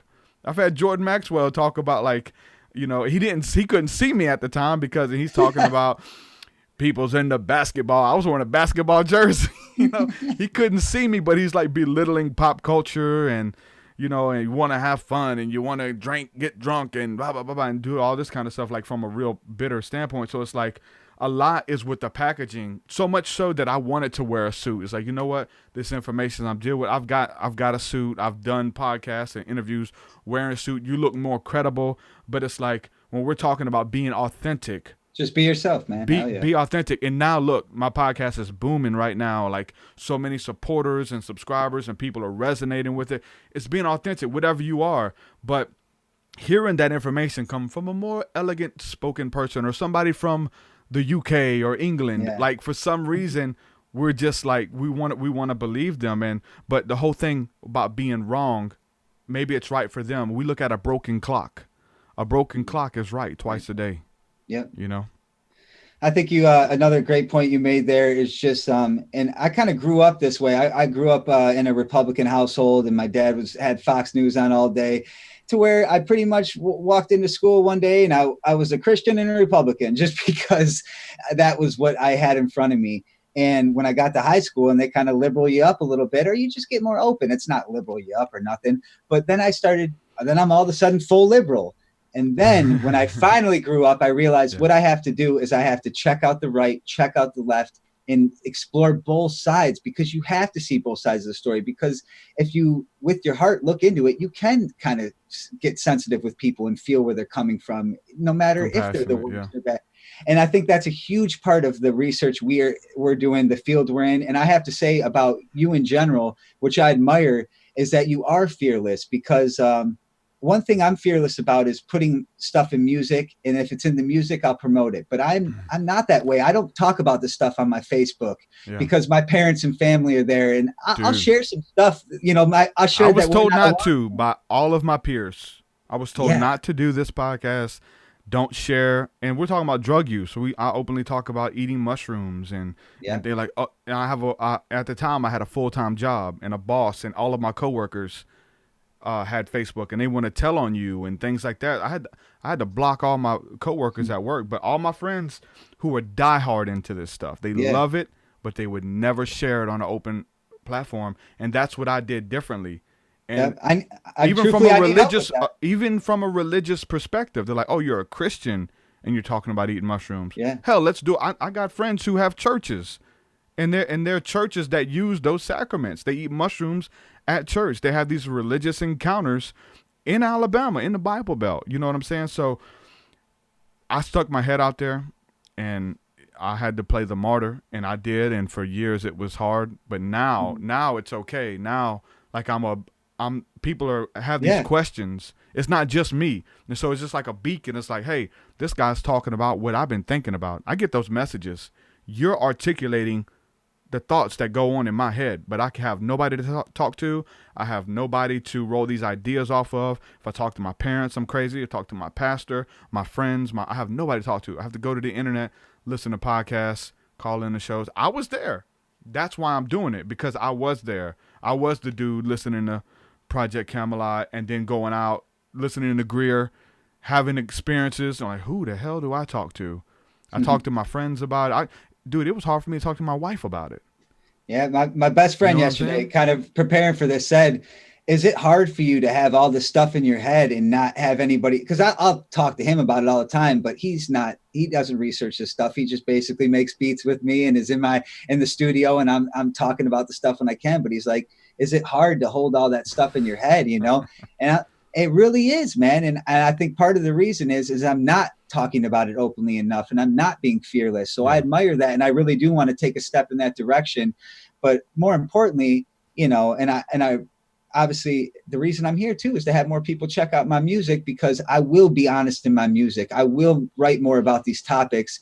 And that is where I feel fearless, is when I've put it into a piece of art. Although talking to somebody like yourself, you know, this stuff comes naturally. Yeah. So I wish I was talking about it all the time. I probably would feel better. I mean, look at the ancient art. We can look back at like the painting of the Mona Lisa and some of the Jesus hanging on the cross with UFOs flying in the background, dudes piloting little ships. Like the art, man, the art is in talking about being creative and being self-expressive. Like, where did that come from? Was there persecution, or was this guy was that commonly known at the time? I think probably it was, but what if it wasn't? And this guy's like, okay, I want you to draw this picture of Jesus who died for humanity. Okay, I'm going to draw him, but I'm going to put these little Easter eggs, even like the Mona Lisa and some of them other ones. They're Easter eggs. You have to look. There's a man standing on the mountain pointing up at a UFO in the background of this ancient art, man, or this like Renaissance art that we have that was commonly known to these people. This isn't nothing new. There's like all of these ancient sightings and all this stuff. They call it the New Age. I hate that term. Right. I don't identify with that term at all, because this stuff we're talking about is very old. It's not New Age at all. It predates your religion. You know what I'm saying? Yeah, most definitely. And I'm currently reading Manly P. Hall, which I've been familiar with, but I was watching one of your interviews and Gordon was adamant about, Jordan rather. And so I was like, I got to read this book finally. Man. But it's just incredible how much basically, and just philosophy in general. Like, we used to get together as people and just talk about this stuff. That was religion. It was philosophy. What could we ponder? What could this be?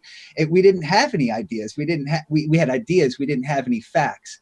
And that's intriguing to me, because I feel like we're still at that. We don't have as many facts as we think we do. We have so much information, though. You know, it's just so to pinpoint. Who has the facts? Okay, there's Carrie Cassidy, there's the Catholic Church, there's the Protestant Church, there's the Muslims. Maybe the Muslims is the one that's right. Maybe we do, and we're just looking. Exactly. But just looking to get it triggered. I think we all have a piece of it. So, and when it comes to religion, and what religion, I bring in UFOs and everything we're talking about. I think like you said, we all have a piece of the puzzle to bring to the table. And when it comes to the spirituality behind the religion and the terminology, I think we're all talking about the same thing. There is a universal presence. There is a universal God, if you will, whether it's an alien that created us and we call him Yahweh and other people call him this and that and blah, blah, blah, blah, blah, blah. But they're still connecting, whether it's you go internally and we have antennas to connect with this energy, and we're all with the language barriers and what we can relate it to and say what it is. I talk about the Kundalini and the Holy Spirit and Chi energy, Tachyon energy, the pranayama. I think all that's the same thing. That's called different things in different religions, but I think it's all the same thing. And people are so caught up on being right. Say no, it's different. This is, and obviously with each culture, there's going to be some difference. There's going to be some variance and stuff, and people who have kind of marketed it and called it their own.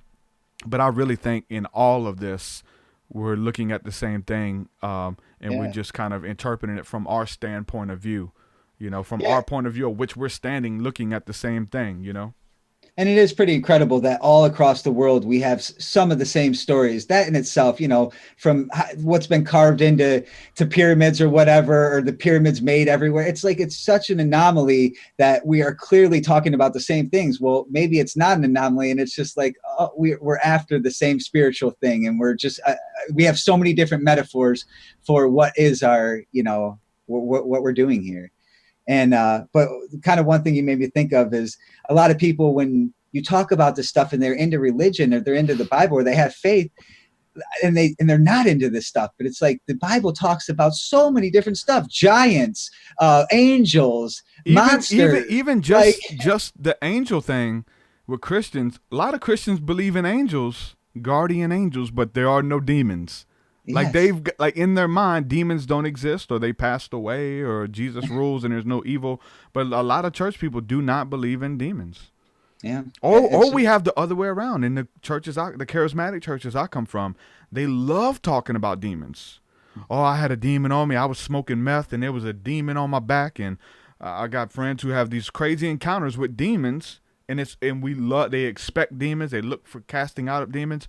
But when we talk about angelic contact, okay, I was stargazing and the Lord spoke to me. I seen an angel. Drove by, stopped, said hello, kept going. Like, I've had that happen. And when we talk about angels, they're like, no, that's not happening.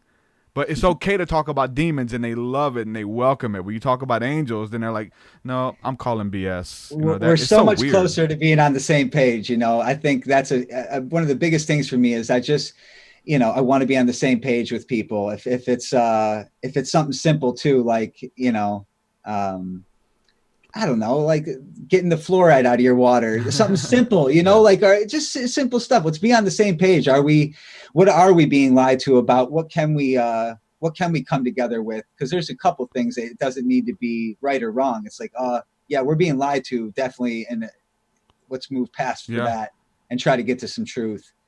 And there's a lot of that going on right now, but luckily there's, more and more people, I think, every day come into podcasts like yours, press and pause when they hear a name they don't know, they're doing it in the comments. I don't know if you can see the comment section on YouTube, but everybody's saying, okay, how do you spell Billy Meyer? How do you spell it? Like they're definitely talking about it. I'll just, one more time though, with Billy, please, you cannot just watch videos for that or you'll do yourself an injustice. Something funny about that, I thought he was dead.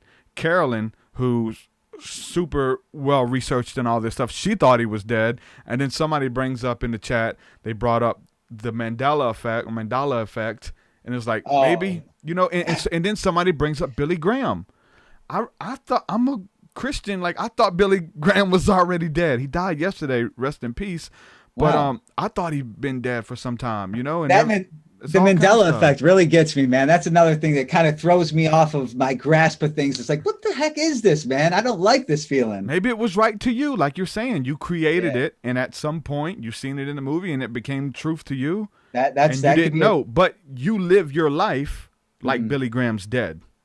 You speak of him in the past tense, even though this man is still living and thriving, and it's like that with everything. And it's with religion, cognitive dissonance. And we look at people like the Mormons and people who like are into polygamy today. Like they're still trying to like live by these biblical kingdom standards where like a woman was of age at the age 13 or 12 or whatever. Like there's people who still believe that that's truth. Yep. And they're still doing it. Most Christians will scoff and laugh. Oh no, that's pedophilia. They were not, but people are still like, religions are based on that. Islam, like they're still doing that. That's their truth. That's totally disgusting. It's demonic to us now. But people in their mind, and they'll go to their deathbed, living with that truth that's right to them. That's deep to think about. Yeah, it's wild. And who's to say they weren't, because that, I mean, no, you can definitely, that's another thing. At that point in time, like 2,000 years ago, whatever, they were right. That was like, that was their truth. It Exactly. was the accepted truth. And some people still hold on to that. That's the weird thing to look at. And all of this stuff that was, it's weird how all of it's little bit by little bit, we're evolving. We are changing. We're becoming something else.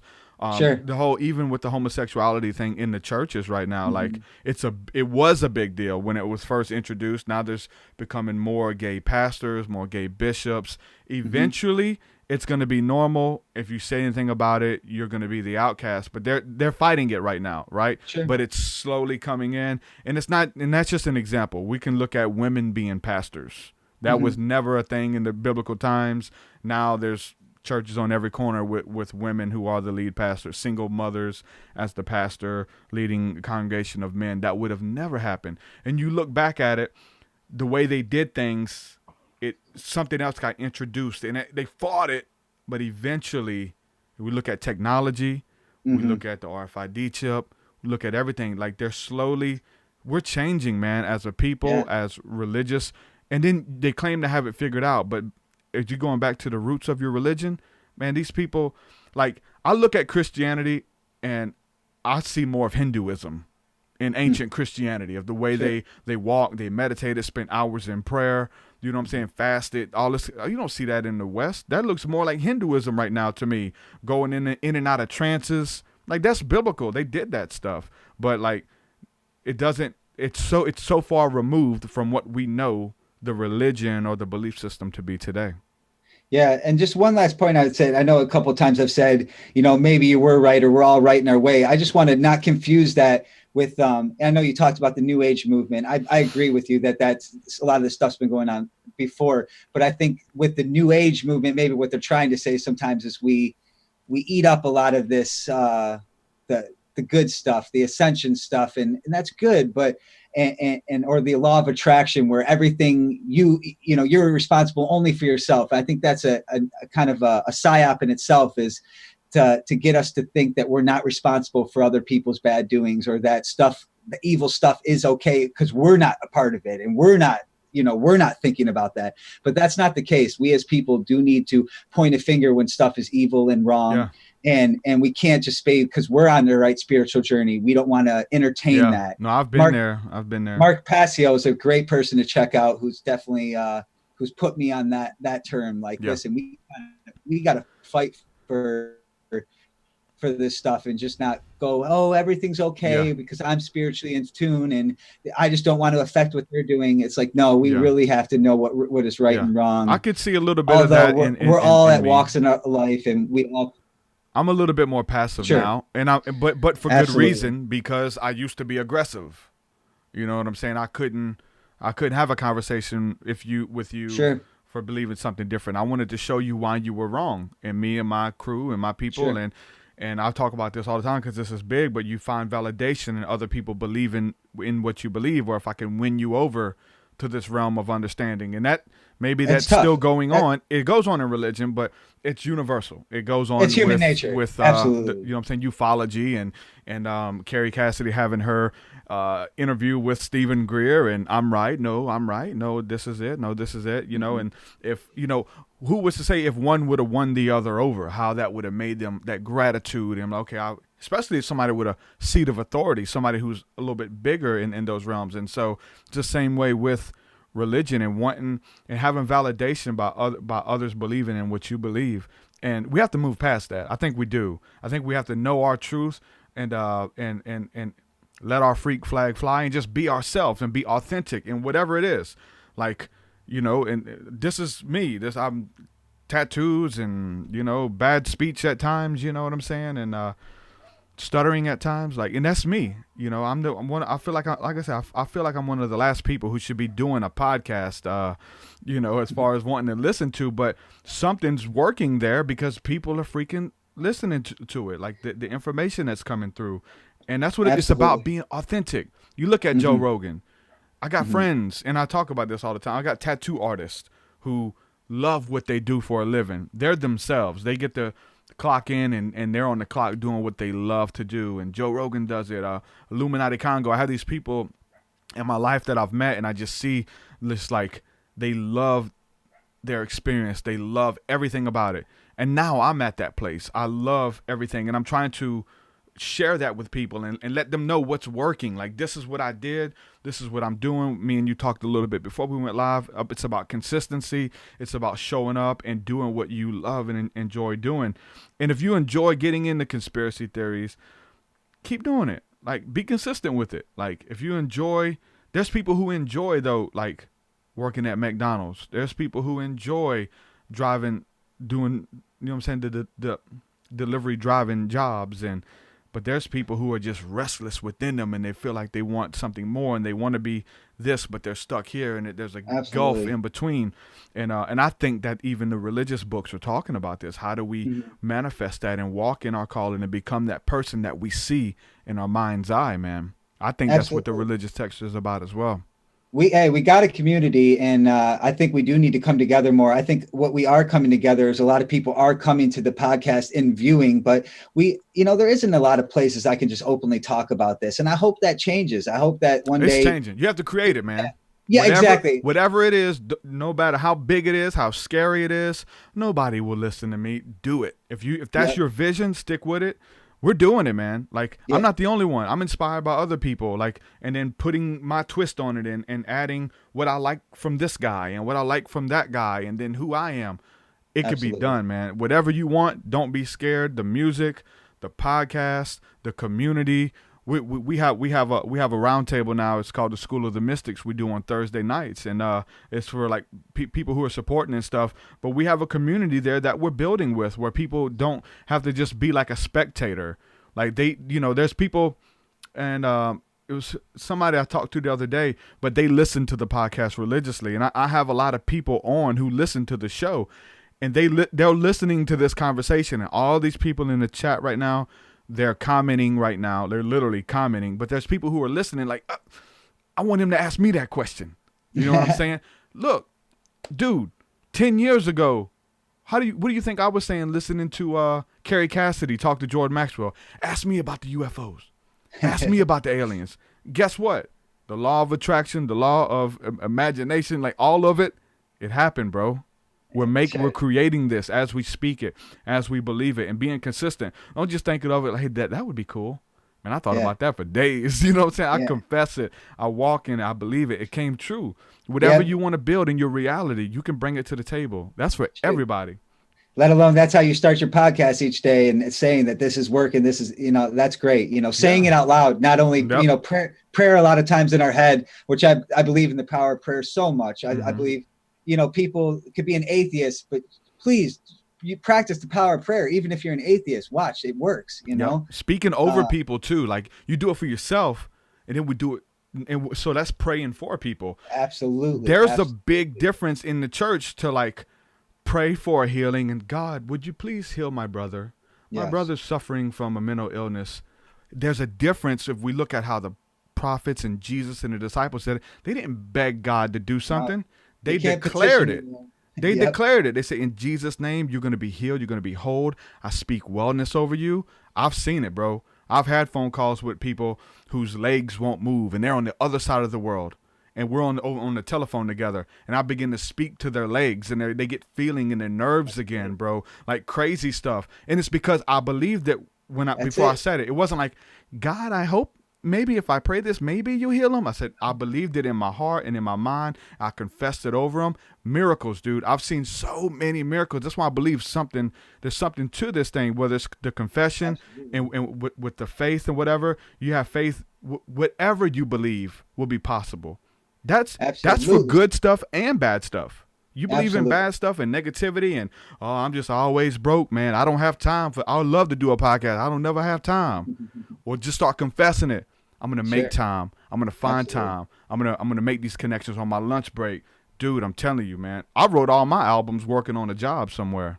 You know what I'm saying? Like I did. Like you have to make time to do it. I could have did so many other things, man. But this is the power of manifestation, man, and creating the life that you want for yourself. Absolutely. And I mean, the way you described healing right there, talk about Billy Meyer, that's exactly how he describes it. It is just the will. And the blind will see, Yeah. but you have to be so powerful in your determination. To do No it. doubt, no doubt. And once you remove that doubt, we are creators. Part of the biggest part of removing the doubt is just doing it. For you to like, okay, if this doesn't work, I look like a fool. I look like a crazy person.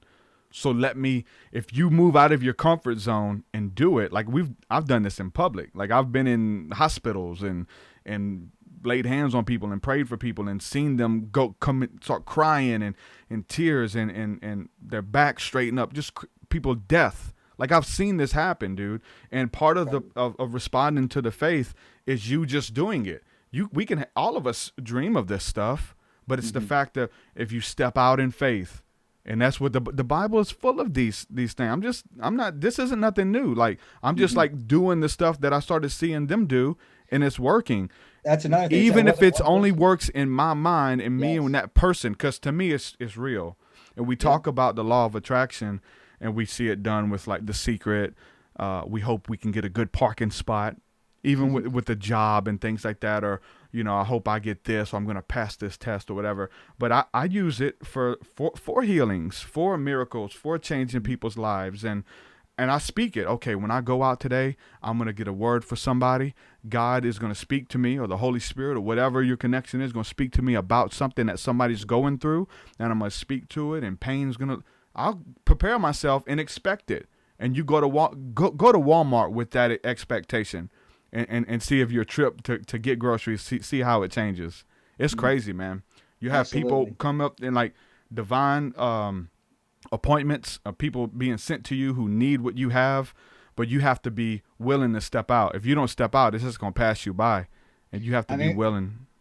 We've only known each other for about a week, and that all happened on those terms, I feel like, too, just real quick. And I mean, let alone you just being a real one and helping out with that too. But it all comes together. And I think I watched on one of your podcasts, you say, yeah, the number synchronicity is cool. You'll see the numbers all day, but wait till you get to the next step. Yeah. And that's kind of where I'm at right now. I'll see 333, 11, 11 all day. What does this mean? Yeah. And that is, to me, it means you're doing the right thing. Like if I'm writing a song, if I'm about to be on your podcast and I see this thing, it lets me know that I'm on the right path. But hey, I'm ready for the next step because although I haven't seen many things in the sky or anything, you've seen other things though, man. Exactly. You've seen other things. Absolutely. And it's only the beginning. I don't. You say people say how long they've been researching. Well, we don't end. I'll be doing this till the end of time. It's just like I'm in here to learn. And I talk about the synchronicities, and I talk about the television, and you say something, and then it comes on right on the TV, right as you say it and stuff, and signs and wonders and all these weird things that only make sense to you in that moment, but they mean something. I talk about it all the time because we have to give examples and stuff, and it happens. There's seasons where it happens more than others, and I'll still talk about it, and it hasn't happened in a while. But yesterday, my wife sent me a Snapchat of her being silly, talking about cornholio from Beavis and Butthead, and she was just being silly, and because one of our friends' kid was walking around doing that. I'm cornholio. I need TP for my bunghole. This was Beavis and Butthead, but he said his name was Cornelius. It was cute because he has no idea who Beavis is. He just heard somebody say it. So my wife sent me that snap yesterday. I get home, we're watching TV. We watch this television show, and there's this kid on there. I was like, man, this kid looks like Beavis, man. As soon as I said that, he pulled his shirt over his head. I'm Cornelius. I need TV. I was like, what? And we looked at each other and we just started laughing. I was like, yes, Lord, I'll answer the call. You know what I'm saying? I hear you, Lord, or whatever.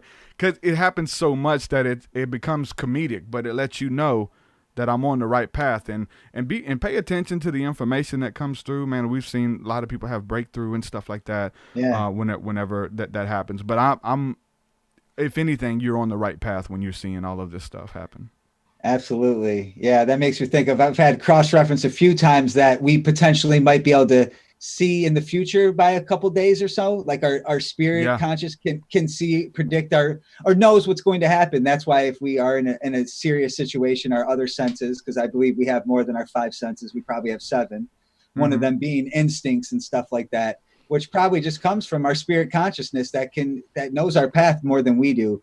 Because I really do feel like we have our body, and that's just our body. We'll do away with that. We have our soul, and we also have our spirit consciousness that goes from soul to soul with us. Yeah. That carries all of our knowledge. So yeah, I might have learned this stuff in my last life. But, yeah, it works like that. But then again, you have to look at the flip side and say, maybe I didn't get that from the future, but maybe it came through like it was from the future, and then I created it and walked in it. Because I thought that it was going to come. Like in this, when we're talking about manifestation, I think that I'm going to be a successful rapper. I believe it. Whether it's coming from an outside source, you should when people speak over you blessings, dude. Man, people, I've been getting it a lot lately. They'll speak prophecies and blessings, and you're going to touch many people. Like I feel God when they do that, and it creates it. The power of the spoken word versus like the power of somebody speaking, you know what I'm saying, death over you and destruction and stuff. It's about the power of the spoken word and creating it. But we have to be careful there, man. There's just one scenario we talk about. I have some friends who are psychics, some really, really cool friends. And I guess I'm psychic to an extent, right? It's just the you know what I'm saying, the terminology you want to put on it. Sure. But I remember years ago watching Sylvia Brown, which was the world-renowned psychic in the 90s, right? She was on Montel a lot. And she would do readings for people on Montel's show. It's a talk show for people who don't know. People would stand up and they would ask about, my loved one passed away. Do you know if he's in heaven or hell, or we can't find him? And she would give a reading and tell the person where it was. But there was something dangerous that she said that always caught me off guard, man. It messed with me because I know the power of the spoken word. This was a single woman. And she said, "Well, I find the love of my life." Sylvia Brown stands up and says, "Yes, but it's going to be your second husband. It's not going to be your first one. Your first one won't work out." And the lady received that. So she spoke that over her. So if she has her first marriage in the back of her head, she's going to think, you know what? Sylvia Brown said that the first one was going to be rocky, and that my second marriage was going to be the love of my life. This is how impressionable people are, and the power of expectation, especially with the Bible. We talk about people. We're talking about healing. Talking about people wanting to be healed or expecting. Exactly. There was towns that Jesus went in. He couldn't heal anybody. This is so-called the Son of God made manifest in flesh. Going in a town, you're telling me he couldn't heal people? No, because of their doubt and unbelief, he couldn't do nothing because they knew him. They're like, man, this dude's a carpenter. He's only going to be a carpenter in his hometown. Yep, I always say that Jesus was only a carpenter in his hometown. Yep. And I've seen that, dude. There's people who look at me like, oh, that's TruthSeekah. He's into Rastafarian. He thinks he's a Jew. He thinks he's this. He's experimenting. He's on mushrooms. Like they got all kind of stuff to say. But when the internet, or you go I've been out of town, and then we're able to see a lot more healings and stuff, and where people don't know you. They don't have you're not held down to them. Yeah, because it's because of their doubt or unbelief. It's not that we have any power at all. We're just a conduit for you and your faith. He said, because what did Jesus say when he healed people? Because of your faith, get up and walk. Because of your faith, you're going to be made whole. There was people. There was women who had children at home dead. He said, "Would you pray for my son so he'll get up and live?" He said, "Woman, because of your faith, your son's already alive. Go home." Touch the garment, right? Yeah. Yeah, he didn't know. He didn't know that woman was about to touch his garment. All I gotta do is touch it, and I'll be healed. She touched it, she left, and I'm healed. I have no facts for this or whatever, but it really did touch with me. And I was watching a podcast or something where somebody was talking about the placebo effect, and was talking about chemotherapy, and that chemotherapy might just be a self-healing process where people think that this is going to help them, so they start their placebo effect of self-healing. And it's a scary thing, I don't want to say that that's all chemotherapy is all bad, or that this doesn't help at all. It plays a big part in it, man. That to me, as a spiritual person, makes a lot of sense. Like, if you want to heal yourself, you want to live, and you're not doubting it. It's there. You've assumed it. Being open, the healing power of forgiveness. Absolutely. That I was listening to a podcast the other day, and there was this doctor on. He was talking about back in like the 80s when the AIDS epidemic was real big, and they thought that if you had AIDS, you were going to die back then, right? You essentially were. But the people who were homosexual and open about it They wasn't hiding it from their family, and they were getting treatment. All of these guys had AIDS, and they were going to get treatment. But the gay guys who were open about their homosexuality with their family and friends, and they were okay with who they were, they lived 2 years longer than the people who were hiding it from their family and scared to come out of the closet back in the 80s, just Definitely. Because they were holding that stuff in, and they wasn't open with who they were and okay with being who they were.